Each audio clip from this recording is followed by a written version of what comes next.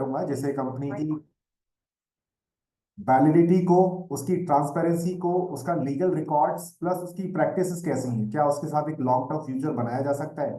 वो सब चीजें हम आज की मीटिंग में स्ट्रेंथन करेंगे। और आज की मीटिंग में भी लिटिल बिट थोड़ी सी मैं कह सकता हूँ ट्रिकी रहेगी, या मैं कह सकता हूँ कि थोड़ी सी इंफॉर्मेटिव रहेगी।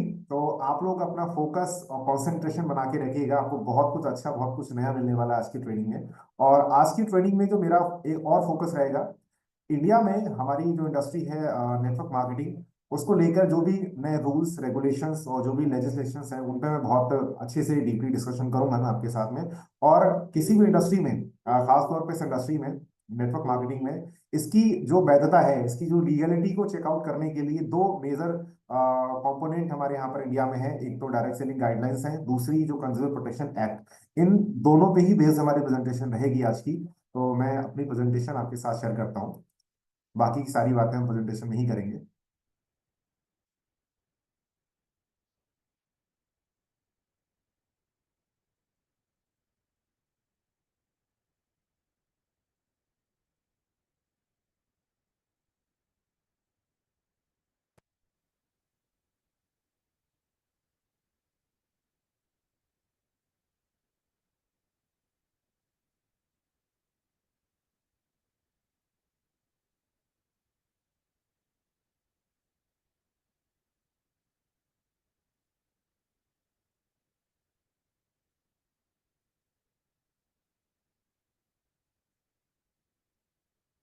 ओके, तो मेरी स्लाइड्स आपको क्लियर दिख रही हैं? कोई मुझे एक बार कंफर्म कर दीजिएगा, स्लाइड्स विजुअल हैं?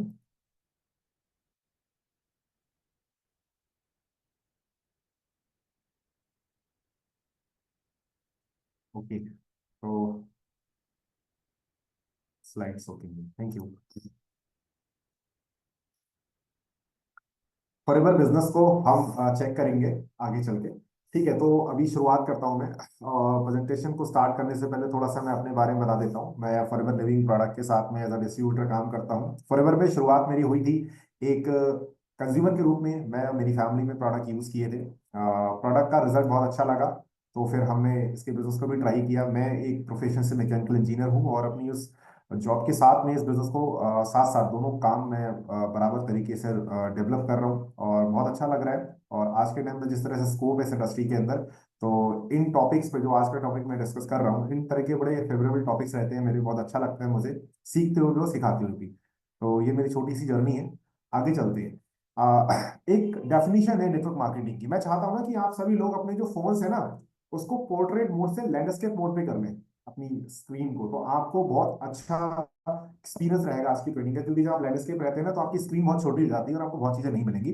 तो बहुत क्रिस्टल क्लियर इसकी डेफिनेशन है। नेटवर्क मार्केटिंग क्या है एग्जैक्टली? नेटवर्क मार्केटिंग को इंडिया में डायरेक्ट सेलिंग के रूप में देखा जाता है। इंडिया में जो भी रूल्स और रेगुलेशंस बने हैं, इंडिया में जो भी गाइडलाइंस बनी है, जो भी प्रोडक्शन एक्ट बना है, उसके अंदर कहीं पर भी नेटवर्क मार्केटिंग को मेंशन नहीं किया गया है।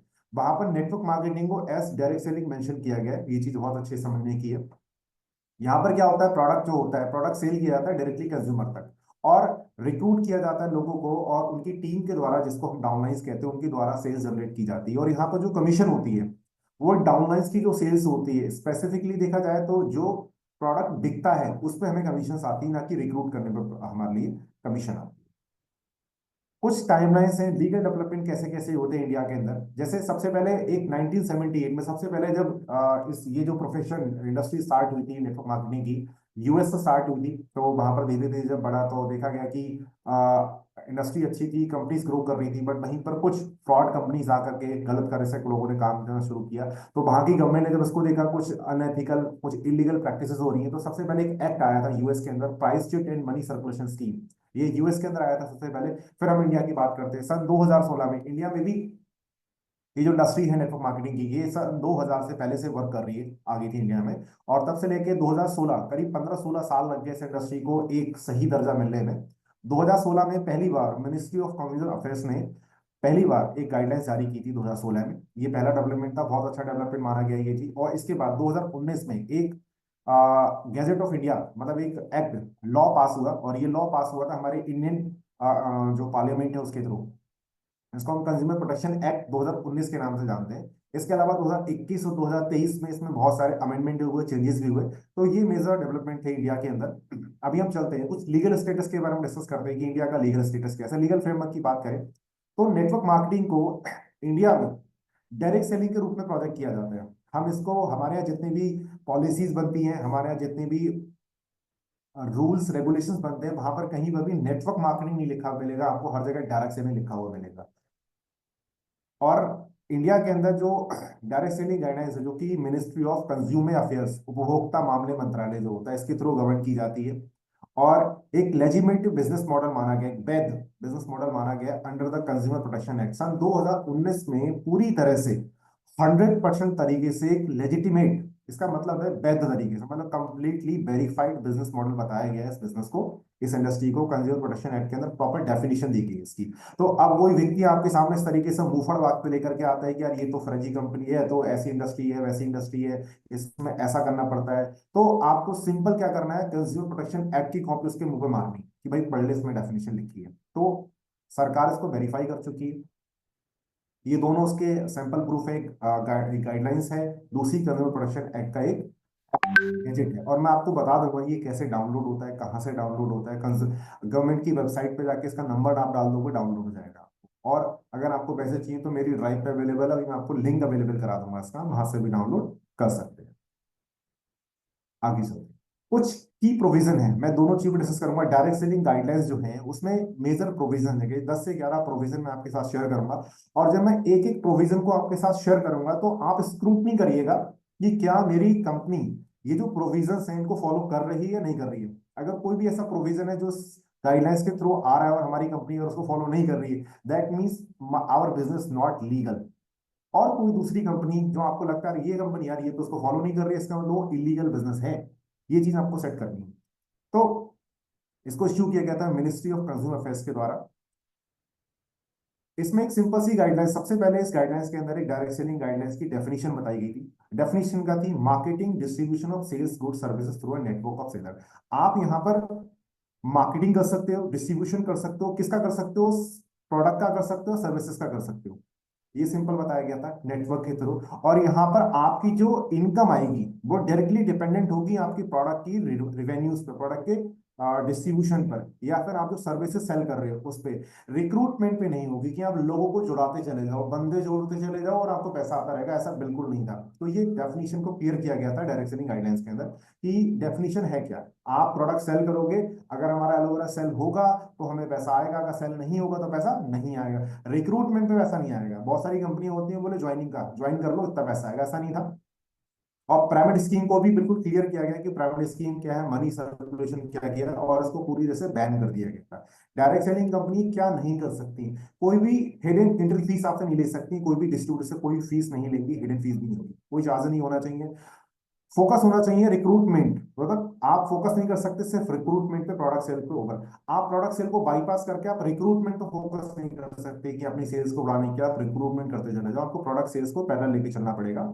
और आपका जो कॉम्पनसेशन प्लान है बेस्ड ऑन रिक्रूटमेंट, सिर्फ रिक्रूटमेंट बेस्ड नहीं होना चाहिए, जेन्युइन प्रोडक्ट सेलिंग पे बेस्ड होना चाहिए। ये चीज बिल्कुल बंद कर दी गई थी इस इंडस्ट्री के अंदर, गाइडलाइंस के अंदर। अगला प्रोविजन क्या था, मैंडेटरी चीजें करी गई थी रजिस्ट्रेशन एंड कंप्लायंसेस के अंदर। डायरेक्ट सेलिंग कंपनी मस्ट, आपका रजिस्ट्रेशन होना चाहिए मिनिस्ट्री ऑफ कंज्यूमर अफेयर्स के अंदर। अब कितने लोगों ने, कभी किसी ने चेक किया है कि फॉरएवर का रजिस्ट्रेशन है या नहीं है, किसी भी लोगों ने? या बहुत सारी कंपनी होंगी, किसी के डिस्ट्रीब्यूटर से पूछना कि कंज्यूमर अफेयर्स के अंदर आपका रजिस्ट्रेशन है या नहीं है, और अगर रजिस्ट्रेशन है तो कैसे पता लगेगा, हम कैसे चेकआउट कर पाएंगे अपनी, मैं अपनी कंपनी कैसे चेक करूंगा कि रजिस्ट्रेशन है या नहीं है, मैं आपको बताऊंगा अभी। जीएसटी रजिस्ट्रेशन होना चाहिए, कंपलसरी है। और आइडेंटिटी कार्ड डायरेक्ट सेलर को देना इंपॉर्टेंट है, कोई भी डायरेक्ट सेलर उसका, हर किसी के पास अपना एक आईडी कार्ड होना चाहिए। सारे रिकॉर्ड्स मेंटेन करने हैं, ट्रांजेक्शन के रिकॉर्ड, डिस्ट्रीब्यूटर के एग्रीमेंट, सारे सारी इन्वेंट्री, ये जो डायरेक्ट सेलिंग कंपनी उसको मेंटेन करनी होगी, ये मस्ट कर दिया गया इस डायरेक्ट सेलिंग का।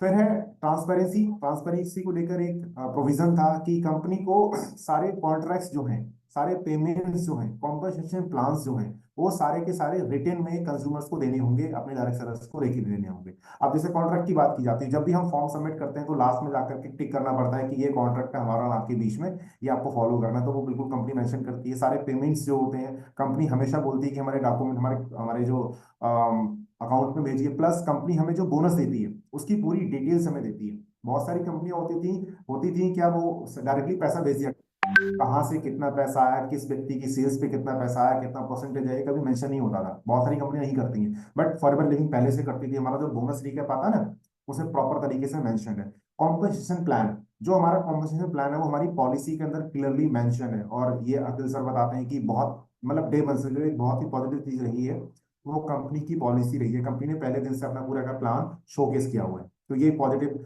प्रोविजन था।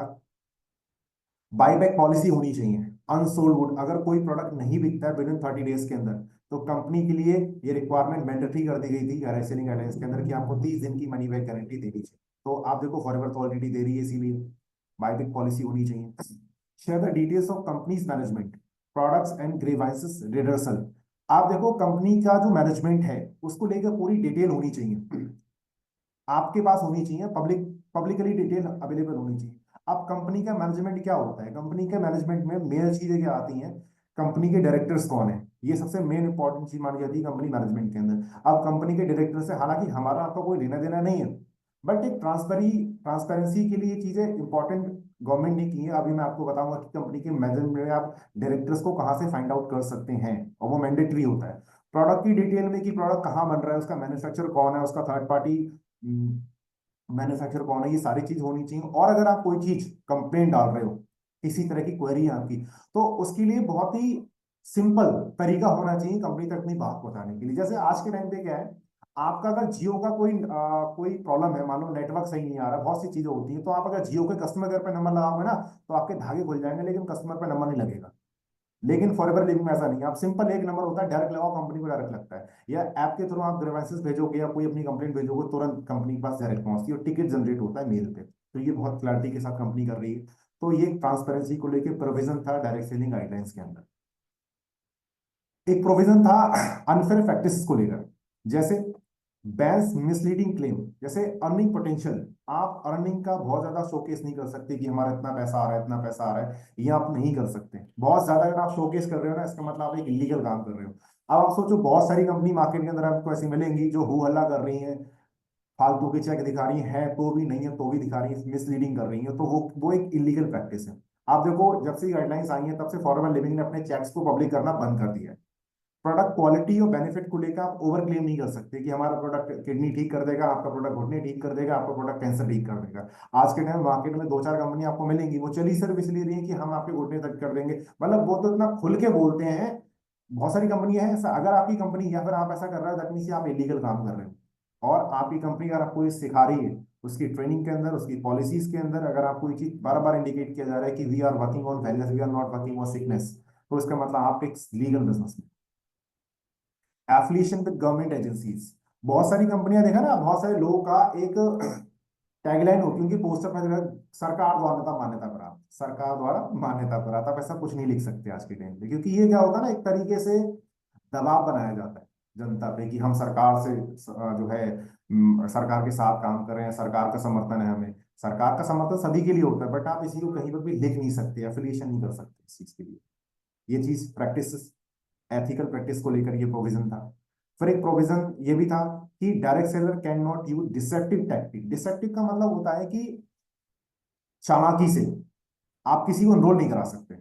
अगर आप ऐसा कराया और किसी ने शिकायत कर दी आपकी, तो आपका तो रजिस्ट्रेशन रद्द भी हुआ, और कंपनी के खिलाफ जो है बहुत गलत कार्रवाई होगी, कंपनी पे कार्रवाई की जाएगी। उस बंदे पे नहीं की जाएगी जिसने किया, उस कंपनी पे की जाएगी, और बंदे पे भी की। डिसेप्टिव भ्रामक तरीके से मैनिपुलेट करके, गुमराह करके और चालाकी से आप नहीं कर सकते, ये बिल्कुल क्लियर मेंशन है ये चीजें। अब आप ये देखिए कि आपकी कंपनी के आपके आसपास के लोग इस तरह की प्रैक्टिस तो नहीं कर रहे हैं। अगर वो कर रहे हैं, दैट मीन्स कि वो गलत प्रैक्टिस कर रहे हैं। एक था कंज्यूमर प्रोटेक्शन को लेके कि जो हमारा ग्राहक आ रहा है उसकी सुरक्षा के लिए क्या चीज था, कि मैंडेटरी और रिफंड पॉलिसी को, और रिटर्न पॉलिसी को 30 दिन के अंदर आपको अपने प्रोडक्ट वापस लेने होंगे अगर कोई कस्टमर आपको रिटर्न कर रहा है। अगर वो प्रोडक्ट डिफेक्टिव है तो भी और डैमेज है तो भी। आपने देखा होगा कि फॉरएवर लिविंग का कोई प्रोडक्ट आपके पास आपने मंगाया और कोई प्रोडक्ट डिफेक्टिव निकल आया, वो ट्रांसपोर्टेशन के दौरान डैमेज हो गया, तो कंपनी उसको वापस भेज देती है। कितने लोगों ने इस चीज को एक्सपीरियंस किया है? लेकिन मैंने कई सारी कंपनी ऐसी देखी है, मैं आपको लाइव एक्सपीरियंस बता रहा हूँ। पहली बात तो प्रोडक्ट भी बहुत लेट आता है, और अगर प्रोडक्ट आते समय कुछ टूट गया या बिखर गया या शॉर्ट प्रोडक्ट आ गया तो वापस ही नहीं होता जल्दी। लोग को देखते हुए भी एक गाइडलाइंस आई थी, तो ये चीजें मैंडेटरी कर दी गई हैं। Companies must address consumer grievances with in 45 days.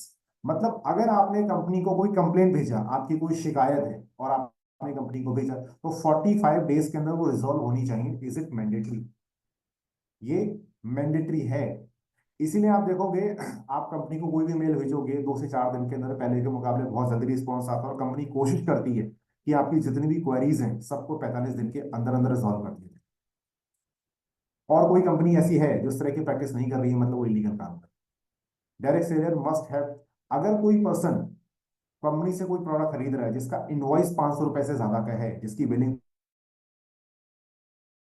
रुपए की सर्टिफाइड जीएसटी नंबर से लिंक इनवॉइस कंपलसरी है। अगर आपको कोई ऐसा इनवॉइस मिल रहा है, कोई कंपनी ऐसा इनवॉइस दे रही है 500 रुपए से ऊपर का आपका इनवॉइस है, और अब बिना जीएसटी के मिल रहा है, इसका मतलब वो फेक काम है, वो कंपनी फर्जी तरीके से काम कर रही है, वो लिस्टेड कंपनी नहीं है, मतलब वो रजिस्टर्ड कंपनी है।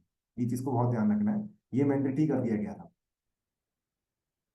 Monitoring and penalties, state government monitor करती है जिस स्टेट के अंदर कंपनी चल रही है, तो मतलब रजिस्टर्ड है, और आप कोई भी वायलेशन करते हो तो आपको chit price and money circulation scheme के अंदर आपको बैन कर दिया जाएगा, या फिर कंज्यूमर प्रोटेक्शन एक्ट के अंदर अगर आप कोई भी गलत चीजें पाते हो तो आपको पेनल्टीज डाली जाएंगी। इस तरह के प्रोविजन भी किए गए।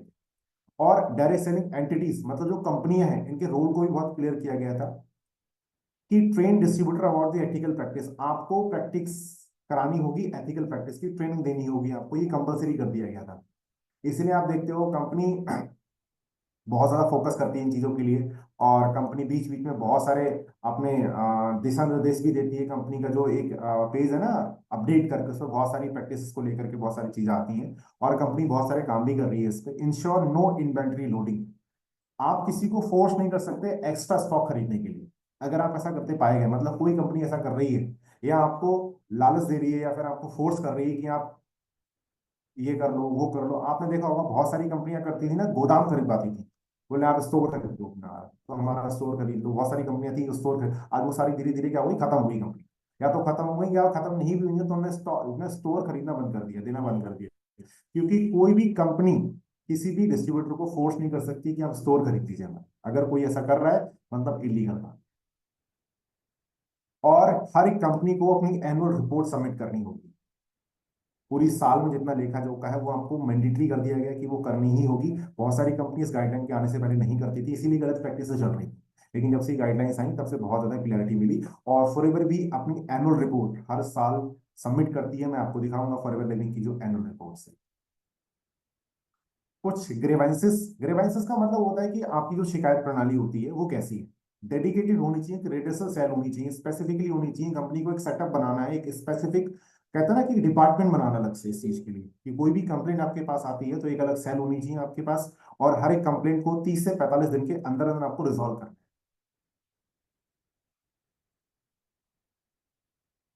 और अगर वो आप नहीं कर पाते तो उसको आप कंज्यूमर कोर्ट के थ्रू भी वो ठीक कराई जा सकती है, या फिर कस्टमर उसको कंज्यूमर कोर्ट में भी लेके जा सकता है।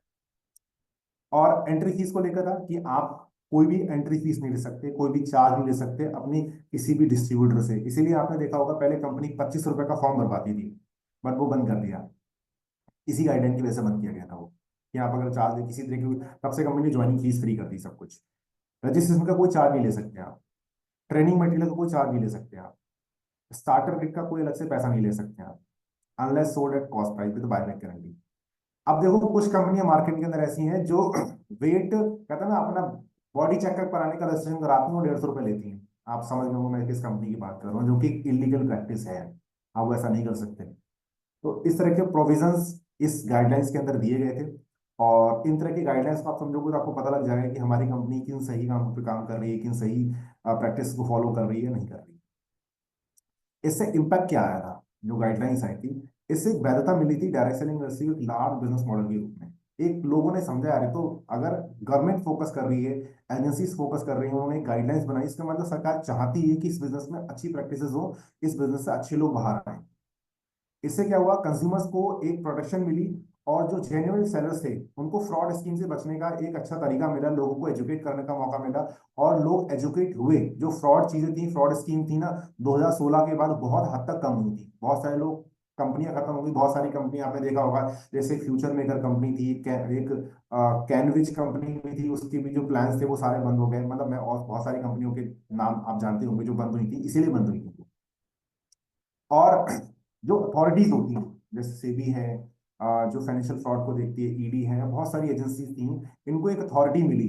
अथॉरिटीज को एम्पावरमेंट मिला कि हम अब क्योंकि पहले कोई डायरेक्शन नहीं थी, कोई रूल्स नहीं थे, इसलिए कोई कोई जो कह सकता है ना कि कोई अथॉरिटी इस पे काम भी नहीं कर पाती थी, कोई एक्शन नहीं ले पाती थी। तो इस गाइडलाइंस के बाद लोगों को डायरेक्शन मिली कि यार आप इस तरीके से केस भी रजिस्टर कर सकते हैं, इस तरह से लोगों को कंट्रोल भी किया जा सकता है। फिर दूसरी चीज थी कंज्यूमर प्रोटेक्शन एक्ट।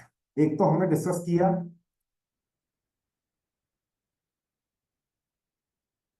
गाइडलाइंस, अब हम डिस्कस करेंगे कंज्यूमर प्रोटेक्शन एक्ट।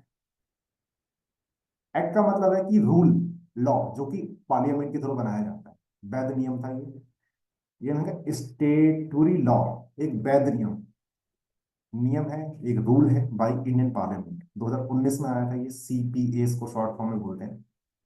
मैंने भी इसका एक फोटो भी आपको दिखाया था फर्स्ट टाइम में। इसमें कुछ प्रोविजंस हैं, बड़े अच्छे अच्छे प्रोविजन हैं, आप इसको समझिएगा और बहुत अच्छी क्लैरिटी मिलेगी आपको इस कार में। और कोई एक ऐसी चीज जो आपको लगता है ये चीज क्लियर नहीं, आप लास्ट में मुझसे पूछ लीजिएगा। इसमें जो पहले जो गाइडलाइंस आई थी, उसका जो मेजर फोकस था वो प्रैक्टिस को अच्छा करना था, प्लस उसमें जो मेजर फोकस था ना, वो कंपनीज में फोकस था। लेकिन ये जो कंज्यूमर प्रोटेक्शन एक्ट आया था, इसका जो मेजर फोकस था कंज्यूमर राइट्स को अपडेट करना, कंज्यूमर को प्रोटेक्ट करना, कंज्यूमर के फेवर में ये राइट, ये एक्ट आया था। इसमें क्या थे, 6 तरह के राइट दिए गए थे कस्टमर को। सबसे पहला था right to safety, protection from hazarded goods and services. दूसरा था राइट टू इंफॉर्मेशन, कस्टमर को सारी इंफॉर्मेशन देनी होगी आपको, कि प्रोडक्ट की क्वालिटी कैसी है, प्रोडक्ट का कॉस्ट क्या है, प्रोडक्ट कहाँ बन रहा है, उसकी प्राइसिंग कैसी, एक्सपायरी क्या है, मैन्युफैक्चर कौन, थर्ड पार्टी कौन है, डिस्ट्रीब्यूटर कौन है, सब कुछ इंफॉर्मेशन आपको पब्लिक रखनी होगी, कुछ भी आप प्राइवेट नहीं रख सकते। इसलिए आप देखोगे ना, हर एक प्रोडक्ट पे, कोई भी प्रोडक्ट आप उठा के देखोगे ना अपना, पहले बहुत सारी कंपनियां थर्ड पार्टी को मेंशन नहीं करती थी कि किससे माल बनवा रही हैं। बहुत सारी कंपनियां थी, आज भी है, कुछ नहीं। लेकिन अब हर एक कंपनी को ये मैंडेटरी कर दिया गया है कि आप अगर उसको डिस्ट्रीब्यूट कर रहे हैं, लेकिन मैन्युफैक्चर कोई तीसरा बंदा कर रहा है, तो आपको लिखना पड़ेगा, हर एक चीज मेंशन करनी होगी आपको। ये राइट टू इन्फॉर्मेशन हो गया। Right to choose, choose diverse good for services competitive prices. अलग अलग बहुत सारी कंपनी थी जिन्होंने मोनोपोली बनाई हुई थी, तो उस चीज को भी देखते हो, राइट टू चूज की आप सही चीज को चूज कर सकते हो, क्या चीज चूज करना है, तो वो चीज आप रख सकते हो। राइट टू हियर, लोगों को सुना नहीं जाता था। मतलब हम काम कर रहे हैं, हमारी कोई समस्या ही, जब तक हम पैसा कमा रहे हैं, हमारा ठीक ठाक चल रहा है, तब तो ठीक है, लेकिन हमारे साथ कोई समस्या है तो लोग सुनने वाले नहीं थे। तो इसीलिए इस एक्ट में कंज्यूमर को सुनने के लिए, कि कंज्यूमर की उसको शट आउट करने के लिए स्पेसिफिक सेल बनाई गई, ग्रीवांस सेल से, कि एक अलग से डिपार्टमेंट होगा जो कंज्यूमर की प्रॉब्लम को सुनेगा और 45 डेज के अंदर में उसका सोल्यूशन देगा। राइट टू रिडर्सल, कॉम्पनसेशन और अनफेयर प्रैक्टिसेस, कंज्यूमर को अनफेयर प्रैक्टिसेस से बचाने के लिए, या फिर कोई अनफेयर प्रैक्टिस कर रहा है तो उसको जुर्माना डालने के लिए, उसको प्रोटेक्ट करने, मान लो कोई बंदा अनफेयर प्रैक्टिस कर रहा है और कंपनीज के पास कोई लॉ नहीं है, या फिर कोई मतलब कैसा क्लियर गाइडलाइंस नहीं है जिससे उसको पेनल्टी दी जा सके, उसको रोका जा सके। तो वो चीजें थी कि अनफेयर प्रैक्टिस को रोका जा सके। And right to consumer education, awareness बढ़ाई जाए, ज्यादा से ज्यादा अवेयरनेस बढ़ाई जाए। इन चीजों का फोकस किया गया इस एक्ट के अंदर। सेंट्रल कंज्यूमर प्रोटेक्शन अथॉरिटी, ये एक अथॉरिटी बनाई गई, जब ये एक्ट बना था इसी में पहली बार इसको मेंशन किया गया था, ये अथॉरिटी बनाई गई थी जो इस प्रोटेक्शन एक्ट के अंदर अगर किसी तरह का कोई वायलेशन होता है तो इस पे एक्ट कौन करेगा, इस पे कार्रवाई कौन करेगा, ये एजेंसी करेगी, सीसीपी है। ये किसके अंदर आती है, कंज्यूमर अफेयर्स के अंदर, कंज्यूमर मिनिस्ट्री अफेयर्स के अंदर आती है, तो उपभोक्ता मामले मंत्रालय उसके अंदर आती है। अभी कुछ लोगों ने एक न्यूज सुनी होगी, 2 साल पहले, 1 1.5 साल पहले, इंडिया के जो कोचिंग इंस्टीट्यूट थे ना, उनको नोटिस भेजा गया था, उन पर पेनल्टीज लगाई गई थी गलत ऐड को लेकर के, कि हमारे कोचिंग एड्स, कोचिंग से इतने लोगों का सिलेक्शन हो गया, हमारे कोचिंग से इतने लोगों का सिलेक्शन हो गया। इस मिसलीडिंग ऐड के लिए इसी कंपनी ने, इसी अथॉरिटी ने बहुत सारी कोचिंग को बंद कराया था और बहुत सारी कोचिंग पे पेनल्टी लगी थी। एक रेगुलेटरी बॉडी है, जो इन्वेस्टिगेट करती है अनफेयर ट्रेड और प्रैक्टिसेस के लिए। रिकॉल अनसेफ प्रोडक्ट, ये मार्केटिंग में कोई भी गलत प्रोडक्ट अगर किसी कंपनी द्वारा भेजा गया उसको वापस मंगा सकती है। Impose penalties for misleading ad, कोई भी मिसलीड कर रहा है उस पर पेनल्टी डालने का काम भी करेगी ये। तो ये की प्रोविजंस थे इस एक्ट के अंदर। Strict liability for misleading advertisement, अगर आप कोई भी गलत ऐड करते हो, ठीक है ना, तो इस प्रोटेक्शन एक्ट के अंदर ये बताया गया था कि आप पे कोई भी सेलिब्रिटी, कोई भी इंडोर्स जो है वो गलत ऐड नहीं कर सकता। अब आज के टाइम मार्केट में जो बहुत सारे प्रोडक्ट बिकते हैं ना ट्रेडिशनल मार्केट में, कोई टूथपेस्ट बेच रहा है, कोई क्रीम बेच रहा है, कुछ बेच रहा है, कोई बाल बेच रहा है, कुछ भी बेच रहा है, कोई भी आकर मुंह उठा के कोई सा भी ऐड करके चला जा रहा है, कोई फोकस नहीं करने वाला है कोई। लेकिन आप डायरेक्ट सेलिंग में ऐसा नहीं देखोगे, बहुत रेयरली। पहली बात तो कोई यहाँ पर ऐड ही नहीं करता। अगर कोई कंपनी कोई ब्रांड एम्बेसडर को रख भी रही है तो वो एक जेन्युइन ब्रांड एम्बेसडर होगा, फर्जी नहीं होगा। मैं स्पेसिफिकली फॉरएवर की बात कर रहा हूँ। और अगर कोई कंपनी ऐसा कर भी रही है, जैसे कुछ एक कंपनियां थी, हम ले सकते हैं नाम, यहाँ पर कोई प्रॉब्लम नहीं, जैसे आरसीएम कंपनी थी, या बहुत से और कंपनीज भी हैं अभी भी हैं जो सेलिब्रिटी कराती है, तो उनके जो इंडोर्समेंट होंगे ना, वो जो डायरेक्शन इंडस्ट्री को लेके जो उनके ऐड होते हैं या फिर मार्केटिंग कैंपेन्स होते हैं उनमें, और जो मार्केट में जो प्रोडक्ट बिकते हैं ट्रेडिशनल मार्केट में, उनके ऐड में ना दिन रात का अंतर आपको दिखेगा, बहुत अंतर दिखेगा आपको। कोई भी फर्जी बातें नहीं दिखेंगी आपको, ज्यादा बड़ी बड़ी बातें नहीं दिखेंगी। क्यों? क्योंकि यहाँ का एक्ट बहुत स्ट्रांग है। पेनल्टीज, 10 लाख रुपए तक की पेनल्टी डाली जा सकती है कंज्यूमर, जो कंपनी है उस पर 3 साल तक की जेल हो सकती है। इस तरह के लॉज भी हैं। प्रोडक्ट लायबिलिटी को लेकर के कि कोई भी मैन्युफैक्चरर है, कोई भी सेलर है, कोई भी सर्विस प्रोवाइडर है, अगर वो कोई डिफेक्ट प्रोडक्ट भेजता है या डिफेक्ट उसकी सर्विस में कोई कमी रहती है कि आपने कमिट किया कि हम इतनी चीज देंगे, ये सर्विस आपको देंगे, लेकिन आपने वो सर्विस नहीं दी, तो हम वो मैन्युफैक्चरर है चाहे वो सेलर चाहे सर्विस, उस पर जुर्माना और उस पर मुकदमा चलाया जा सकता है। ये स्यूड का मतलब होता है जुर्माना या मुकदमा चलाना। तो उस पर मुकदमा चलाया जा सकता है, अगर आपने कंप्लेन कर दी तो उस पर जुर्माना या मुकदमा चलाया जाएगा। इस तरह के प्रोविजंस हैं इस एक्ट के अंदर। कॉम्पोजिशन कवर है कि आपको रिप्लेसमेंट मिलेगा, कोई प्रोडक्ट खराब आया, आपकी डैमेज है कोई भी तो आपको वो चीज चेंज होगी। अनफेयर कॉन्ट्रैक्ट, जैसे पहले की कंपनियां क्या थी, जब ये एक्ट नहीं था तो बहुत सारी कंपनियां क्या करती थी, कॉन्ट्रैक्ट करती थी, कभी भी अपने मन से वन साइड कॉन्ट्रैक्ट कर लिया अपनी मन से, कभी कंपनी को किसी को निकाल दिया, फायर कर दिया, कोई डिस्ट्रीब्यूटर अच्छा काम कर रहा है उसकी आईडी टर्मिनेट कर दी। बट अब ऐसा नहीं हो सकता। अब अगर आप काम कर रहे हो, अगर आपकी गलती नहीं है तो आप उस चीज को लेकर कोर्ट में लड़ सकते हो। अगर आपकी प्रैक्टिस गलत नहीं है या फिर आप गलत नहीं हो तो कंपनी आपके साथ कॉन्ट्रैक्ट को डिनाई नहीं कर सकती, आप कंपनी आपको निकाल नहीं सकती। अनरीजनेबल वेवर और लायबिलिटी, अनरीजनेबल वेवर देते हैं और टर्मिनेट कर देते हैं बिना किसी कॉज के। जब कई बार आपने देखा होगा बहुत सारी कंपनी होती है, कोई डिस्ट्रीब्यूटर बहुत आगे बढ़ जाता है या उसका बहुत अच्छा बिजनेस हो जाता है ना, तो कुछ लोग पॉलिटिक्स करके उस कस्टमर को बाहर निकलवा देते हैं। बहुत सारी प्रैक्टिस होती है, बहुत सारे इनको केसेस हमने सुने हैं कि कोई बंदा टॉप लेवल पे पहुंचा और किसी ने कोई कानाफूसी कर दी या किसी ने कोई गलत इन्फॉर्मेशन दे दी मैनेजमेंट को, उसने निकाल के बाहर कर दिया। तो अब ऐसा नहीं हो सकता। अगर आप अच्छा काम कर रहे हो, आपके पास कोई, आपके खिलाफ कोई लीगल एविडेंस नहीं है, तो कोई आपको बाहर नहीं कर सकता। अगर कोई कंपनी ऐसा कर रही है, अगर आप ऐसा कर रहे हो तो ठीक है, अगर आप इसके थ्रू कुछ अलग है, कुछ भी अलग कर रहे हो, इसका मतलब आप एक इलीगल बिजनेस में हो, आप एक सही बिजनेस में नहीं हो। E commerce and direct selling regulations को भी लेकर कुछ चीज आई थी कि ई कॉमर्स और डायरेक्ट सेलिंग में दोनों ही लोग जो है ना वो इस प्रोडक्शन एक्ट के अंदर आएंगे। और ई कॉमर्स में पहले क्या होता था, कोई भी कंपनी प्रोडक्ट भेजती थी ना तो वहां पर रिटर्न पॉलिसी नहीं होती थी, ज्यादा रिफंड पॉलिसीज भी नहीं होती थी, किस कंट्री से बनकर है ये भी चीज मेंशन नहीं होता था, और जो बंदा प्रोडक्ट बेच रहा है उसका एड्रेस मेंशन नहीं होता था। आप खास तौर पर अमेजोन पे जाओगे, फ्लिपकार्ट पे जाओगे तो प्रोडक्ट बिक रहा है, लेकिन वो कौन बंदा बेच रहा है ना इसकी डिटेल हमारे कस्टमर को नहीं मिलती। कंपनी को तो होती थी, अमेजोन को तो रहती थी, लेकिन कस्टमर को नहीं मिलती थी। आज आप कोई प्रोडक्ट खरीदोगे ना अमेजोन पे जाकर के तो आपको सेलर का डिटेल पूरा मिलेगा, आपका जो बिल आएगा ना उस बिल पे भी सेलर का नाम पूरा आएगा। पहले नहीं होता था ये। और कंज्यूमर का डेटा को आप लीक नहीं कर सकते, इस तरह के प्रोटेक्शन, इस तरह के एक्ट इसमें दिया गया था।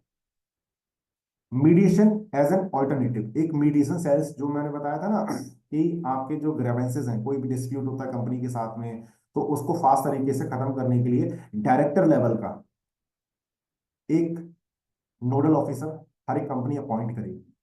वो उस चीज को लेकर था, मीडिएशन को लेकर के ये। Penalties for violation unfair trade practices, अगर कोई ट्रेड प्रैक्टिस अगर गलत होती है तो 10 लाख का जुर्माना है या फिर जेल भी है इसमें। False ad, fine up to 50 lakh for the manufacturer, अगर कोई फॉल्स एड होता है। तो जैसे एक आपने देखा होगा अभी फॉरएवर लिविंग जो है ना, अपने क्लीन नाइन का एक वो चलाती है, कैंपेन चलाती है। पहले जब फॉरएवर लिविंग अपना क्लीन है कैंपेन उसकी टेस्टिमनी बताती है तो उसमें वजन लिख के देती थी कि कितना वजन कम हुआ है। 9 किलो, 10 किलो, 8 किलो, 5 किलो। लेकिन अभी वो वजन लिख के नहीं देते। पता है क्यों? क्योंकि वजन लिख के देना एक मिसलीडिंग एक्टिविटी के अंदर आता है, क्योंकि आप उसको क्लेम नहीं कर सकते ज्यादा, आप उसको वेरीफाई नहीं कर सकते। अगर आप उसको वजन लिख रहे हो मतलब उसको आप क्लिनिकली वेरीफाई कर रहे हो कितना वजन कम हो गया, फिर आपको उसका पूरा रिपोर्ट कार्ड और पूरा एक सपोर्टिव डॉक्यूमेंट देना पड़ेगा। कोई पूछ लिया आपसे, अच्छा बताओ ऐसे कैसे कम हो गया, 9 किलो कैसे कम हो गया, तो उन्हें लिखना ही बंद कर दिया इस चीज पे। वो सिर्फ बोलते हैं कि हाँ वेट में अंतर आया, फिजिकली दिखा देते हैं आपको, लेकिन नीचे मेंशन नहीं करते हैं ज्यादा कि 5 किलो कम हुआ, 10 किलो कम हुआ, ये नहीं लिखते हैं इसलिए। दूसरी चीज आपने देखा होगा, फॉरएवर कोई अर्निंग भी शो नहीं करती, क्योंकि ये डिपेंड करती हैं चीजें। ये चीजें वेरिएबल है, फिक्स नहीं है। अब जैसे मेडिसिन होती है, मान लो कोई मेडिसिन है, सर दर्द की मेडिसिन है, या कोई कैप्सूल है, या कोई मेडिकल चीजें हैं, तो वो एक मेडिसिन, मेडिसिन के अंदर रूल्स है। लेकिन न्यूट्रिशन में कोई भी चीज फिक्स नहीं होती, वेरिएबल होती है। हर एक व्यक्ति के शरीर में ना अलग अलग इम्पैक्ट आते हैं, हर किसी व्यक्ति की अर्निंग वेरी करती है, इसलिए आप फिक्स शो केस नहीं कर सकते, इसलिए कंपनी शो नहीं करती किसी तरीके की अर्निंग को, किसी क्लेम को कि कितना वजन कम, वो ये चीजें नहीं करती कंपनी। अगर कोई कंपनी ऐसा कर रही है, वो इलीगल प्रैक्टिस कर रही है आज के हिसाब से। डार्क पैटर्न को लेकर के ये अपडेट हुआ था 2023 में कि फॉल्स अर्जेंसी आप क्रिएट नहीं कर सकते। अगर कोई कंपनी ऐसा कर रही है तो मिसलीड कर रही है। जैसे होता है ना, अर्जेंसी क्रिएट करने के लिए सिर्फ दो बचे हुए हैं, जैसे आपने नापतोल पे देखा होगा, ऑनलाइन आता है, अब वो भी शायद, मैंने तो देखा नहीं, मेरे ख्याल से शायद नहीं आता है। आई थिंक आता है, नहीं आता, मुझे जहाँ तक आता नहीं आ रहा, मैंने देखा नहीं होते से वो टीवी चैनल। ये अब सिर्फ दो बचे हैं बस, only two left in stock. ये खास तौर पे जो ऑनलाइन मार्केट है, डायरेक्ट सेलिंग मार्केट है ऑनलाइन, उसमें ये चीजें नहीं लिख सकते। आप ऑफर दे सकते हो बट फॉल्स अर्जेंसी क्रिएट नहीं कर सकते। एक दो रिपोर्ट्स मैंने ऐसी पढ़ी थी कि कुछ कंपनी में उस तरह के ऐड चलाए थे कि ओनली दो स्टॉक। उस टाइम पे ये जो सीसीपी है ना, इसके जो वॉलंटियर्स थे, इसके जो ऑफिसर्स थे, उन्होंने इनको चेकआउट करने के लिए उनकी करंट का सारा स्टॉक खरीद लिया।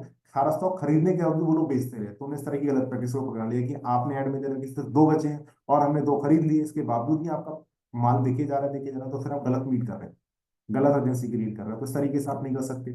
बास्केट स्नीकिंग, आप कोई हिडन चार्ज नहीं लगा सकते कि आपने सामान खरीद लिया, बोले अब इतना रुपया इसका कि हमें कोई छिपाओ कि इतना इसमें सेस लगेगा, इतना जो भी आप करोगे ना वो हिडन नहीं होना चाहिए, बिल्कुल क्लैरिटी के साथ मेंशन होनी चाहिए सारी चीजें बिल में।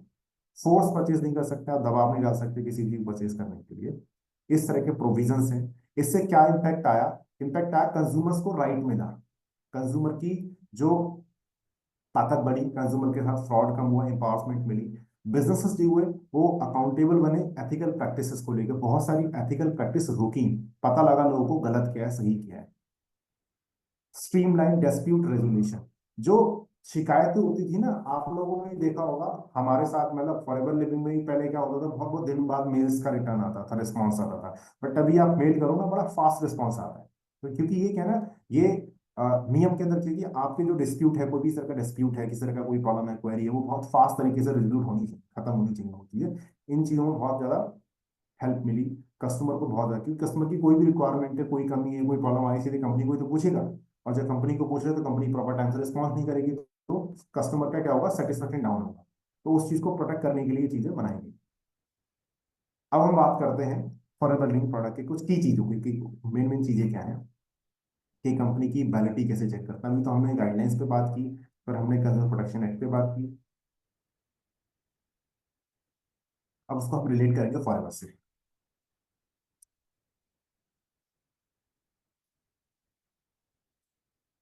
अभी तक की बातें आपको समझ आ रही है? 5 मिनट में और हम लोग क्लोज करेंगे अभी मीटिंग को, तब तक हमारा सारा क्लोज हो जाएगा।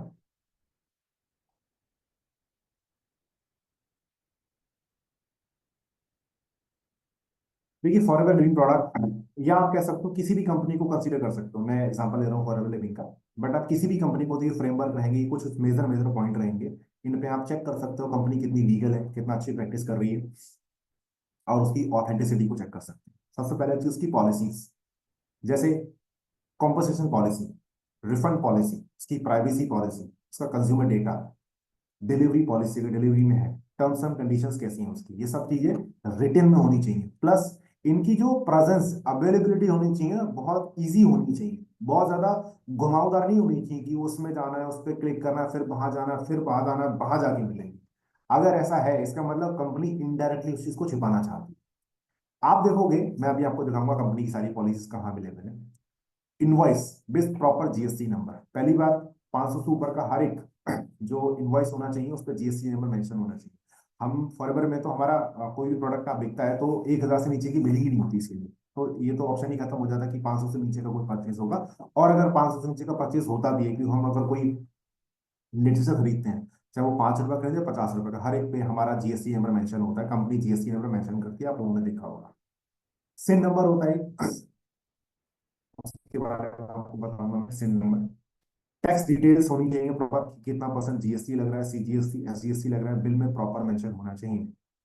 रिटर्न फाइल होनी चाहिए, हर कंपनी को अपनी रिटर्न फाइल पब्लिक रखनी होगी। अगर वो पब्लिक नहीं रख रही है इसका मतलब कोई झोल है उसके डेटा में, उसके कुछ ना कुछ झोल है।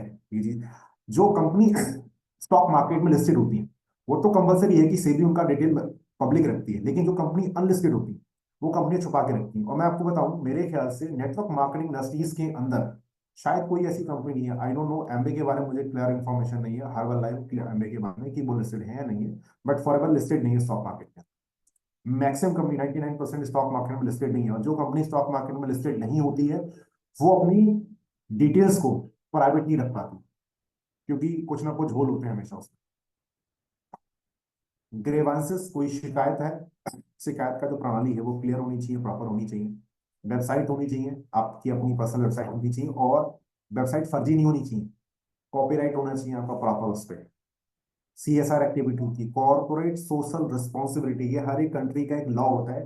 कॉर्पोरेट सोशल रिस्पॉन्सिबिलिटी के तहत आपकी एक पॉलिसी होनी चाहिए, और आपको ये दिखाना पड़ेगा कि आप कितना काम पब्लिक वेलफेयर के लिए कर रहे हो। अगर कोई कंपनी ऐसी है, मैं आपको बताता हूँ, एक लॉ है मिनिस्ट्री के अंदर, एक जो लेबर मिनिस्ट्री होती है उसके तहत, कि अगर कोई कंपनी मार्केट के अंदर काम कर रही है, उसका टर्नओवर अच्छा खासा है और वो प्रॉफिट में है, तो उसको अपनी टर्नओवर का फिक्स अमाउंट, एक सर्टेन अमाउंट जो पब्लिक वेलफेयर के लिए खर्च करना होगा। आप देखते हो बहुत सारी कंपनी आसपास देखते हो, कोई पार्क बनवा रही है, कोई पेड़ लगवा रही है, कोई मतलब दान दे रही है, कोई गौशाला बनवा रही है। ये सब जो काम होते हैं लोग अपने मन से नहीं करते, हाँ कुछ लोग होते हैं जिनका दिल होता है चैरिटी करने का, बट इसके पीछे एक लॉ है, अगर आप ऐसा नहीं करोगे तो आपको पेनल्टी पड़ेगी।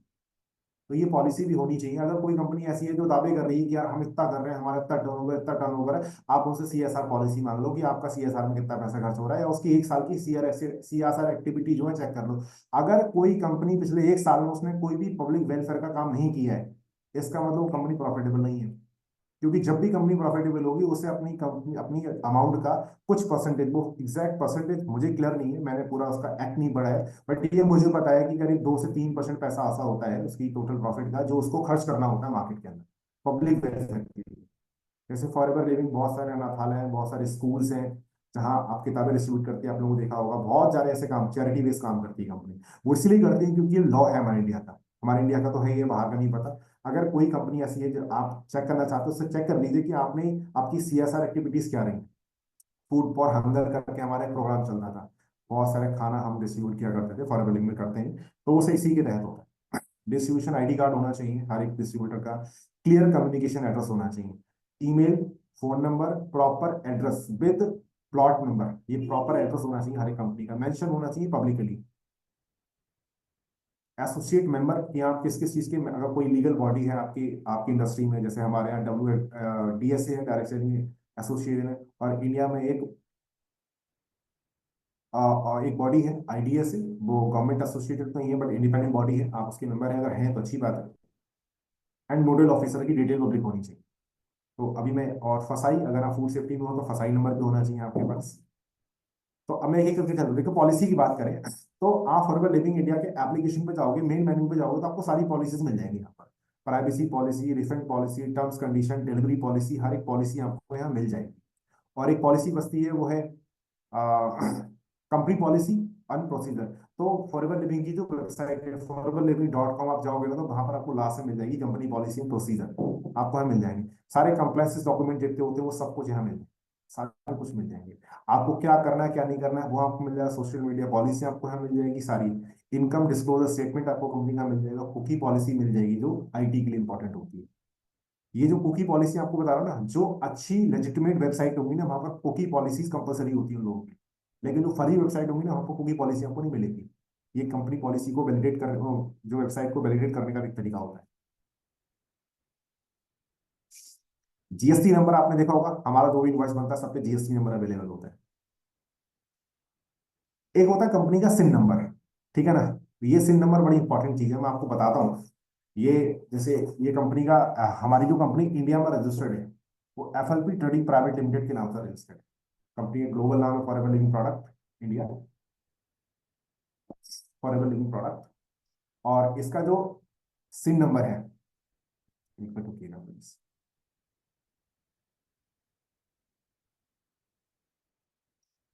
अब लोग को सिन नंबर का मतलब होता है कॉर्पोरेट आइडेंटिफिकेशन नंबर। आप लोग मुझे समझ पा रहे हैं अच्छी तरह से, आपको क्लैरिटी मिल रही है थोड़ी थोड़ी, क्योंकि मैं वन वे बोल रहा हूँ, मुझे स्क्रीन किसी की नजर आ रही है, मुझे सिर्फ मेरी स्क्रीन नजर आ रही है।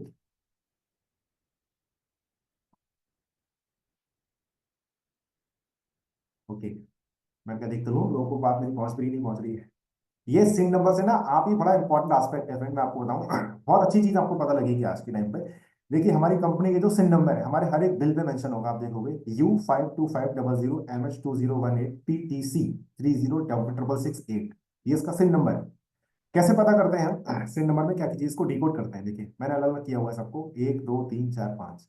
इसका स्ट्रक्चर क्या होता है आप समझिए, मैं एक एक स्ट्रक्चर आपको बताऊंगा। और अब किसी भी कंपनी का ना, क्योंकि मैंने आज ही इस चीज को मेंशन किया, एक बहुत पुरानी कंपनी थी उसका, मैंने भी चेक अभी जब मैं PPT बना रहा था उस टाइम पे मैंने एक दो कंपनियों के ये नंबर चेक किए, सिन नंबर चेक किए, उनको डिकोड करके चेका। तो बहुत सारी कंपनियां फर्जी सिन नंबर लिख के अपने बिजनेस चला रही हैं, क्योंकि सिन नंबर आपको तब मिलता है जब कंज्यूमर जो मिनिस्ट्री है उसमें जब आप रजिस्टर्ड होते हो तब आपको सिन नंबर मिलता है, कॉर्पोरेट आप लिस्टेड होते हो तब सरकार के साथ में तब मिलता, बना नहीं मिलता आपको। अब जैसे फॉरएवर का हम डिकोड करते हैं, जो पहला डिजिट होता है यू।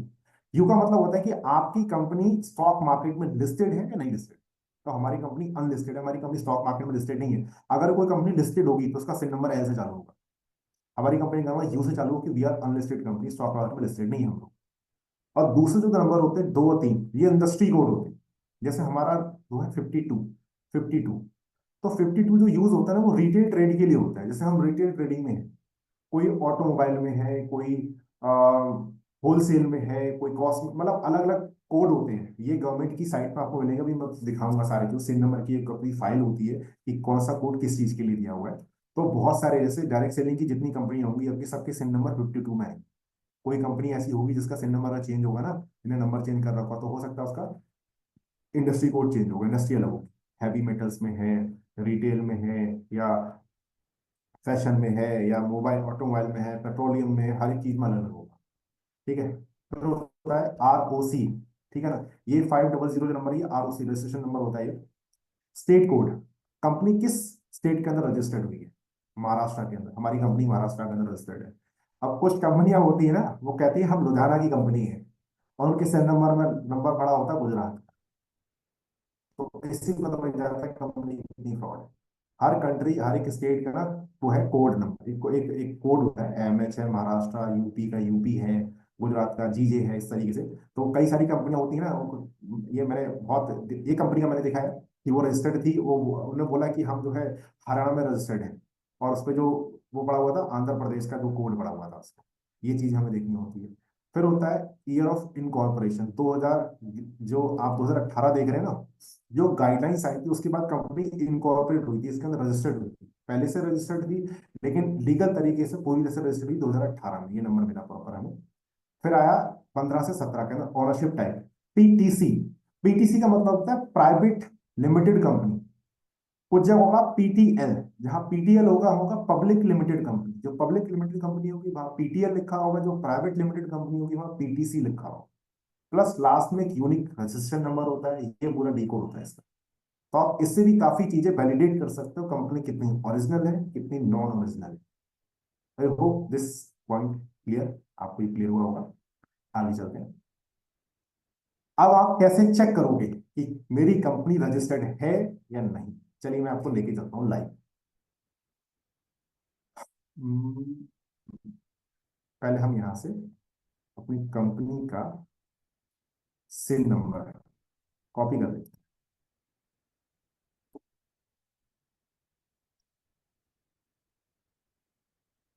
ये consumer ministry of corporate affairs की वेबसाइट है, mca.co.in। तो ये मैंने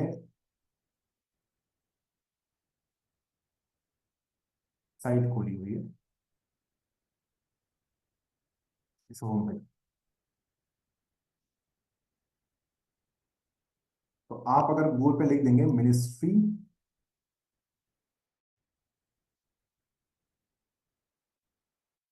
ऑफ कॉर्पोरेट अफेयर्स, तो ये साइट खुल गई। आप लोग को स्क्रीन दिख रहा है ना क्लियरली?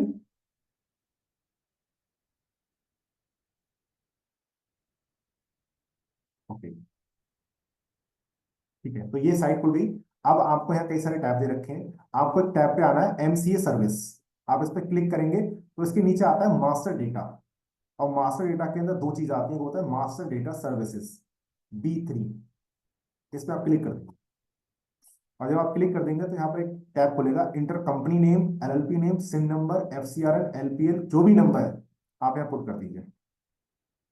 और फिर यहाँ एडवांस सर्च पे, यहाँ इस पे क्लिक कर दीजिए सर्च। ये कैप्चा कोड आएगा, यहाँ से आप दो कैप्चा कोड डाल देंगे, आप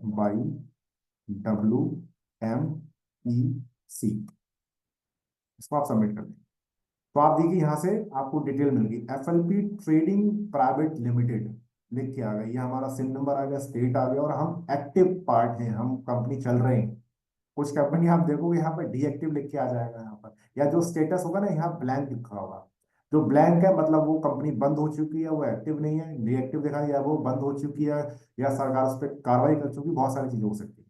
अगर एक्टिव लिख कर रहा है मतलब कंपनी सक्सेसफुली चल रही है। अब आप इस पे क्लिक कर दो, सेंड नंबर पे क्लिक कर दो। फिर से आप यहाँ पर एक कैप्चा कोड डालोगे तो आपको बहुत सारी चीजें मिलेंगी, मैं आपको दिखाऊं। WNRUTN।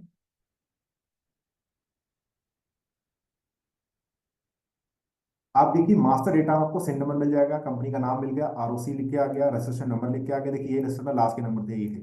डेट ऑफ इनकॉर्पोरेशन 17/2003 को इनकॉर्पोरेट हुई हमारी कंपनी। हमारी फाइनेंस का ट्रेडिंग वो आ गया, ईमेल आ गई, ये नंबर आ गया पूरा हमारा, ये सारे आ गए। ठीक है ना? अब इंडेक्स ऑफ चार्जेस, कंपनी जो पैसा जमा करती है किस बैंक के थ्रू जमा करती है, सर्वे जो सिक्योरिटी फीस जमा होती है, वो सब नंबर यहाँ दे रखे होते हैं।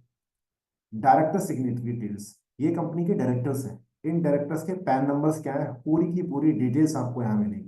और इस चीज को वैलिडेट करने के लिए, क्रॉस वेरीफाई करने के लिए कि या क्या ये डायरेक्टर सही है या गलत है, तो कोई भी कंपनी की जब बैलेंस शीट फाइल होती है ना, तो बैलेंस शीट के अंदर कंपनी के डायरेक्टर का नाम मेंशन होता है। आप क्रॉस चेक कर सकते हैं कंपनी की, जो हमारी कंपनी की बैलेंस शीट है उसके अंदर हमारे जो डायरेक्टर्स के नेम है, और यहाँ पर तीन डायरेक्टर्स लिखे हुए हैं, जयेश हरीश चंद्रा कोहली, केतन चंद्रचूड़ कोठारी, दर्शन शर्मा। और आपको बता दूं ये दर्शन शर्मा है ना, ये हमारी कंपनी के नोडल ऑफिसर भी है। हमारा जो नोडल ऑफिसर का जो ऑप्शन है वहां देखोगे तो यही मिलेंगे आपको, दर्शन शर्मा। डायरेक्टर लेवल का बंदा एक आपको नोडल नोडल ऑफिसर होना चाहिए। हमारा जो गाइडलाइन एक्ट आया था उसके अंदर ये चीज मेंशन थी कि आपकी कंपनी के अंदर एक सीनियर लेवल का आदमी आपका नोडल ऑफिसर होना चाहिए, वो कंपनी ने मेंशन किया हुआ है। अभी आपको मैं दिखा रहा हूँ, तो यहाँ से आप चेक कर सकते हैं कंपनी की legal details, consume ministry of corporate affairs के थ्रू। आई होप ये पॉइंट आपको क्लियर हुआ होगा। अब हम चलते हैं दूसरे पॉइंट।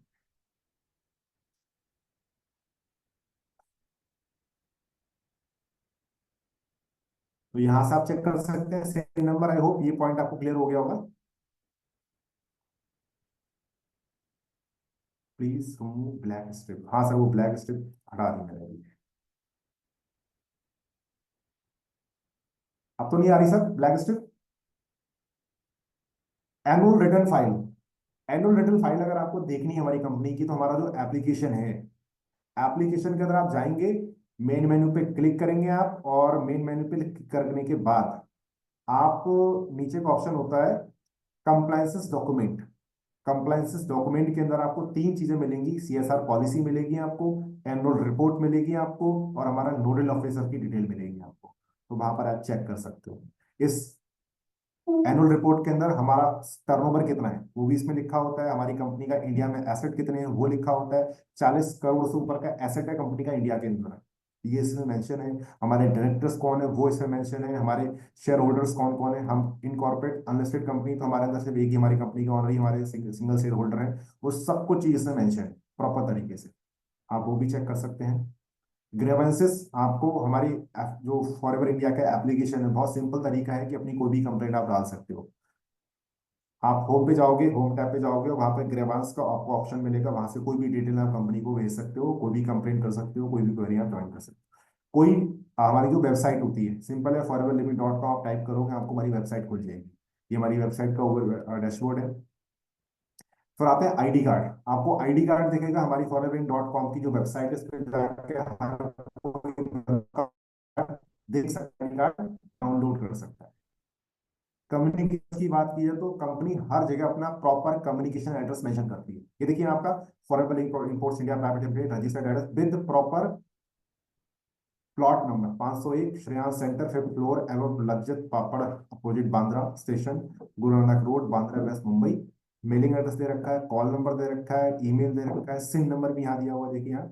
और यहाँ पर हमारे वो भी दिए हुए हैं, सोशल मीडिया प्लेटफॉर्म भी दिए हुए हैं। प्लस हम एसोसिएट मेंबर हैं। We are associate member of IDSA DSA, हम दोनों के मेंबर्स हैं।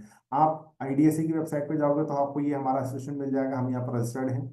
और डीएसए में भी लोग रजिस्टर्ड हैं। ये वेबसाइट है इसकी, यहाँ पर आप जाओगे idsa.co.in/ordinary member, तो आपको यहाँ मिल जाएंगे।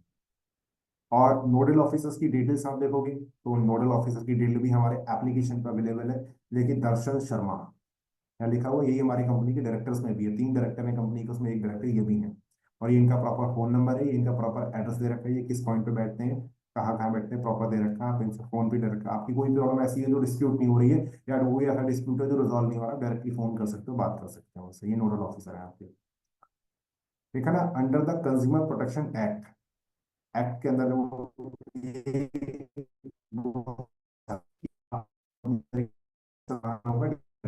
सीनियर लेवल का आदमी, तो वो कंपनी ने बनाया हुआ है। तो कंपनी मेरे ख्याल से जितनी भी गाइडलाइंस हैं, जो एक्ट के अंदर जो भी प्रोविजंस हैं, उनको 100% फॉलो कर रही है, 100% से भी ज्यादा फॉलो कर रही है। तो इसीलिए वी आर लीगल, इसीलिए लीगल हुए ना। तो ये कुछ मेजर चीजें थी जिससे हम एक कंपनी की वैलिडिटी को चेक कर सकते हैं कि वी आर लीगल और नॉट लीगल। तो आई थिंक ये आज की प्रेजेंटेशन को मैं वाइंड अप करने की तरफ बढ़ रहा हूँ। पूरे 1 घंटे मैंने आपके लिए आज, और काफी कोशिश की मैंने को कुछ मेजर मेजर चीजें दिखाने की। एक मिनट रुकिएगा।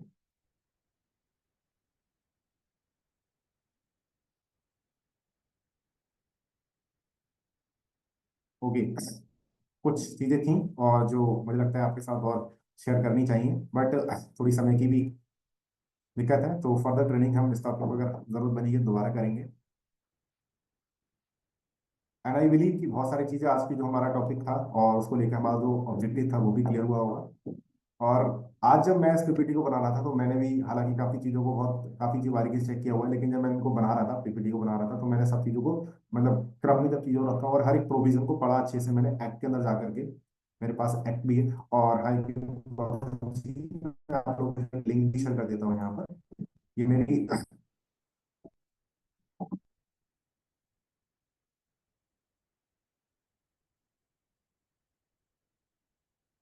ड्राइव पे ये गैजेट ऑफ इंडिया का जो है वो, प्लस डायरेक्ट सेलिंग गाइडलाइंस, और कुछ एक जो लीगल प्लेटफॉर्म्स हैं उनको लेकर के मैं जो भी डॉक्यूमेंट है वो मेरी ड्राइव में अपलोड है, प्लस जो भी लीगल डॉक्यूमेंट मुझे मिलता है अभी कुछ है तो अपलोड करने के लिए, तो मैं वहाँ अपलोड कर दूंगा। आप लोग इस लिंक के थ्रू वो चीज़ चेक कर सकते हैं, देख सकते हैं वहाँ पर। मैंने आप लोगों के साथ शेयर किया हुआ है लिंक, इसके थ्रू भी आप वहाँ से डाउनलोड भी कर सकते हैं।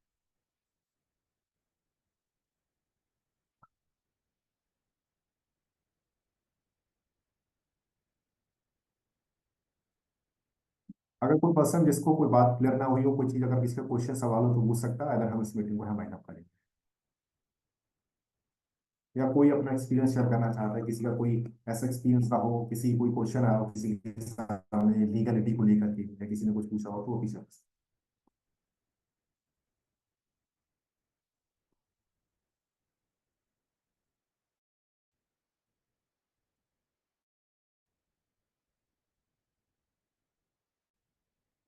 इसमें कोई दो राय नहीं है, हम लोग इतने लंबे वक्त से फॉरवर्ड लिविंग के साथ काम कर रहे हैं। फॉरवर्ड लिविंग इटसेल्फ 24-25 साल से इंडिया में काम कर रही है, ग्लोबली काम कर रही है, तो कोई दो राय नहीं है कि we are legal company. But हाँ सर, इस सेशन को अभिजीत सर ने रिकॉर्ड किया हुआ है। अभिजीत सर से मैं चाहूंगा कि आप इसको रिकॉर्ड करके जरूर ग्रुप में शेयर करें, बहुत अच्छा रहेगा सर। CSR का मतलब होता है corporate social responsibility. Corporate social responsibility से मतलब ये होता है कि सर हर एक कंपनी, मतलब ये जब कंपनियां बनी और कंपनी अच्छा पैसा बनाने लगी, तो सरकार ने ये देखा लोग प्रॉफिट बहुत कर रहे हैं, लेकिन समाज के अंदर एक तबका ऐसा होता है जो कम विकसित है, या जिसकी बढ़ोतरी के लिए सरकार चाहती है कि चैरिटी के रूप में हर एक कंपनी काम करे। तो हर एक कंपनी को एक पॉलिसी होती है, ये एक्ट है, नियम बना हुआ है, कि कोई भी कंपनी अगर प्रॉफिटेबल है तो वो अपने प्रॉफिट का 2 से 3%, मैं उस परसेंटेज पे क्लियर नहीं हूँ कि कितना परसेंटेज होना चाहिए, कि उतना पैसा उसको सोशल वेलफेयर के लिए, सामाजिक काम के लिए देना होगा। वो चाहे तो कोई पब्लिक काम करा सकती है, पेड़ लगवा सकती है, रोड बनवा सकती है, गौशालाएं बनवा सकती है, जानवरों के लिए कुछ कर सकती है, या फिर बच्चे होते हैं, अनाथालय होते हैं, वृद्धाश्रम होते हैं, अनाथाश्रम होते हैं, ऐसी जगहों को से खर्च करने होंगे। और अगर वो ऐसा नहीं करती है तो उसमें मुकदमा चलाया जा सकता है, उस पर पेनल्टी डाली जा सकती है। जो लेबर मिनिस्टर होता है, डिस्ट्रिक्ट का लेबर मिनिस्टर होता है, वो सब चीज़ों को फोकस करता है, वो उसके रूटीन, उसके ध्यान में रहती हैं सारी चीज़ें। और कंपनी पूरा डिटेल रखती है इनका, और पूरी साल का एक रिपोर्ट सबमिट की जाती है लेबर डिपार्टमेंट के अंदर, जो श्रम मंत्रालय होता है उसके थ्रू ये चीज़ें पूरी दी जाती हैं। और जो शायद कॉर्पोरेट मिनिस्ट्री होती है उसमें भी ये चीज़ें जाती जाती हैं कि हमने किया। और ऐसे कंपनी को भी फायदा मिलता है, उनको भी रिकॉर्ड सुधरता है, उनकी सिविल अच्छी होती है, और फर्दर कंपनी आगे बढ़ना चाहती है तो जब ये कंपनी दिखाती है कि हम इतना सोशल वर्क कर रहे हैं, तो उनको सरकार से भी बहुत अच्छा समर्थन है। मैं जिस कंपनी के साथ में काम करता हूँ, PL एग्रो, ये कंपनी बहुत ज्यादा पैसा खर्च करती है सोशल रिस्पॉन्सिबिलिटीज पे। अभी स्टेट के अंदर पैरालंपिक गेम्स हुए थे, तो उसका पूरा स्पॉन्सर किया गया था। आप देखते हो कि बहुत सारी होर्डिंग्स दिखते होंगे, वहां पर लिखा होता है स्पॉन्सर्ड बाई। बहुत सारी गवर्नमेंट स्कीम्स होती है, उसके लिखा होता है स्पॉन्सर्ड बाई, पार्टनर विद, को स्पॉन्सर्ड, वो कंपनियों के नाम लिखे होते, तो इसीलिए लिखे होते हैं क्योंकि वो सब कंपनी का पैसा खर्च करती है। बहुत सारे सरकारी कार्य, बहुत सारे सरकारी प्रोग्राम्स ऐसे होते हैं, उनको फंड करती हैं कंपनियां, वो इसलिए करती हैं क्योंकि ये CSR एक्टिविटी के अंदर पैसा जाता है। मैंने कई कंपनी ऐसी देखी हैं जो बहुत अपनी बढ़ा चढ़ा के बातें करती हैं कि हमारा इतना टर्नओवर है, हमारा इतना है, इतना है, लेकिन सोशल रिस्पॉन्सिबिलिटी के क्लॉज में वो जीरो है। इसका मतलब वो फेक बोल रही है, झूठ बोल रही है, क्योंकि कोई भी अगर अच्छी कंपनी है जो लीगल है, जो गवर्नमेंट की जो लेजिस्लेशन है उनको फॉलो कर रही है और प्रॉफिटेबल है, तो उसको CSR एक्टिविटी में पैसा खर्च करना ही होगा। अगर वो ऐसा नहीं कर रही है तो अभी की जो मेरी जानकारी है उसके अकॉर्डिंग वो प्रॉफिटेबल है। Thank you so much everyone.